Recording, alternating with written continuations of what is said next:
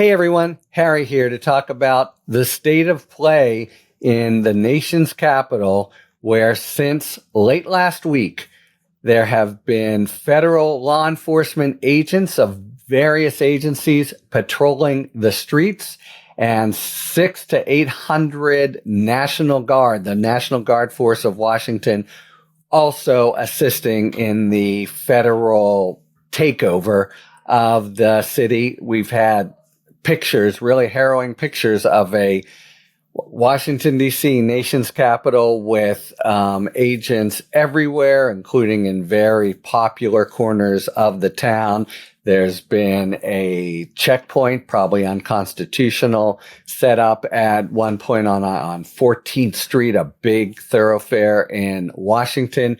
300 arrests, about 40% of those of unlawful aliens. Stephen Miller crowed about it over the weekend on Fox News, how they're cleaning up the foul city. And as you recall, the whole thing started because Trump falsely claimed that D.C. was in a emergency they needed to storm in, and D.C. officials said, no, we're not. Okay, I want to break this down legally and then on the ground. Legally, it's pretty clear what's happened. The feds overreached and have had to back down. So they put this order into operation, and then trying to execute it, Pam Bondi, nation's attorney general, basically said, I decide who runs the D.C. Police Department. Goodbye, D.C. Police Chief. Hello, DEA administrator, the head of the DEA. You're now in charge of the D.C. police force.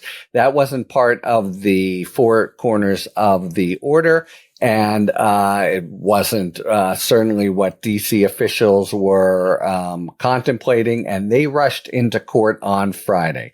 And it became pretty apparent at a hearing before Judge Reyes in D.C. that the feds had overstepped. And Reyes made clear, look, I'm going to suspend this part of the order. It would be crazy if it gave you the authority basically to just completely displace D.C. law enforcement.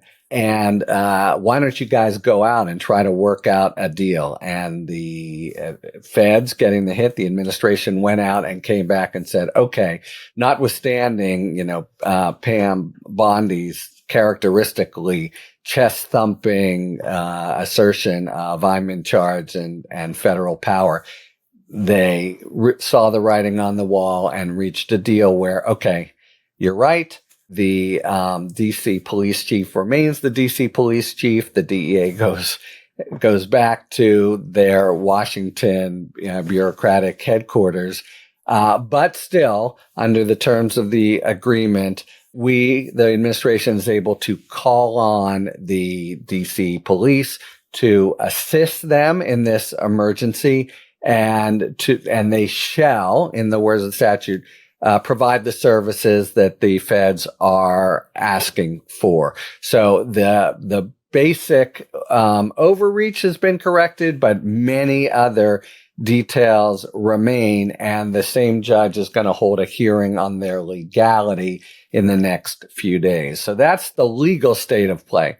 The state of play on the ground is a lot murkier. Even after they reached this deal, you had administration officials coming out and saying, it's no different. We're still going to be able to do all these things. And you had what's basically a fundamental conflict. These powers, when they're exercised, they were exercised, for example, in riots following the assassination of Martin Luther King, are designed to be very short-term, to basically help the community that is overrun and get them back to normalcy. Trump here is using them. First of all, it's clear he contemplates far more than the 30 days that is the maximum under the law, absent some congressional resolution. So it's a sort of takeover of the nation's capital. And it's exactly not at the behest of the local officials. again, that's the model across the country. In 1992, after the Rodney King trial, there were riots. Local officials said, come on in, please. We need your help. And get things back to normal in a few days. What they're looking at here is trying to essentially have an ongoing operation for a city they say is a dystopian hellscape. But the facts are that DC violent crime is at its lowest point in 30 years and falling even still. And that the, boot on the neck aspect of this has come home to a lot of not just DC residents, but DC officials who still consider it unlawful and want to fight.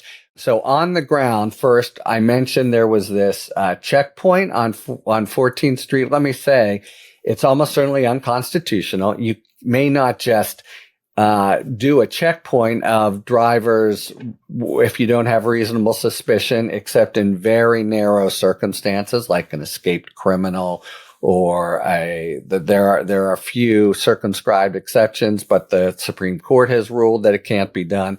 That's a really flagrant constitutional transgression, and it's also so disrupting of life in the district. So you have accounts in the papers, and if you know folks, I've talked to folks there, and it's just it feels like a creepy occupying force. And again, it's got nothing to do with an emergency that DC locals need the extra help for. It's rather about a separate initiative that Trump wants to follow and wants to use, he's made clear, as a template to go into other cities in blue states, of course. He's bypassing and not even mentioning the highest rates of murder in certain cities in red states. And so the whole model is really not what emergency powers are supposed to provide, but rather the true dystopian picture of a takeover by federal law enforcement and military forces. So on the ground, this is a huge sort of challenge in DC, but really to the country. This is the initial sort of throwing down of the gauntlet by Trump in a way that he will seek to replicate in other places.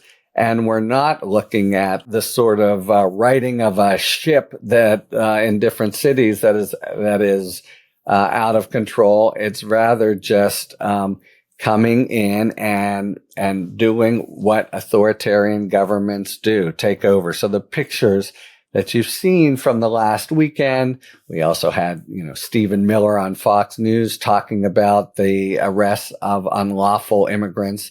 That, by the way, is another disconnect. Trump made it seem like it's a whole general crime emergency, but it really seems to be in the service of this immigration initiative. And that's not the claimed purpose of what's happening in DC when they went in. Anyway, we have a real sort of not just conflict on the streets, but total disruption of life in DC. It feels like, a wartime when an occupying force has come in. And again, one that is not only unwelcome by the locals, but really the administration seems to have in mind some kind of indefinite occupation of parts of DC. So it's the sort of assertion of power and intimidation and just the generally kind of bringing home to DC residents and police officials that they're not in charge here. Donald Trump is in charge here is, among the most harrowing things that have occurred on Trump's watch. And it's going to be a big showdown in the courts over the coming days. And just while it's clear that the feds overstepped in the first instance and they can't just claim to displace the DC police force, when the whole presence and occupation is going to go away is uncertain. In LA, where this had played out and there's still litigation going on, it's now scaled way back to 250 people, whereas it had been hundreds on this sort of immigration raid. In DC, it looks like, they want a standing force, and it feels like something out of Vichy, France. That's the showdown and first legal round to DC. But what happens operationally in not just the days, but the weeks and potentially the months going forward is really, at this point, murky. Talk to you later. Thanks for tuning in. If you enjoyed this video and other Talking Feds content, please take a second to like and subscribe. Talk to you later.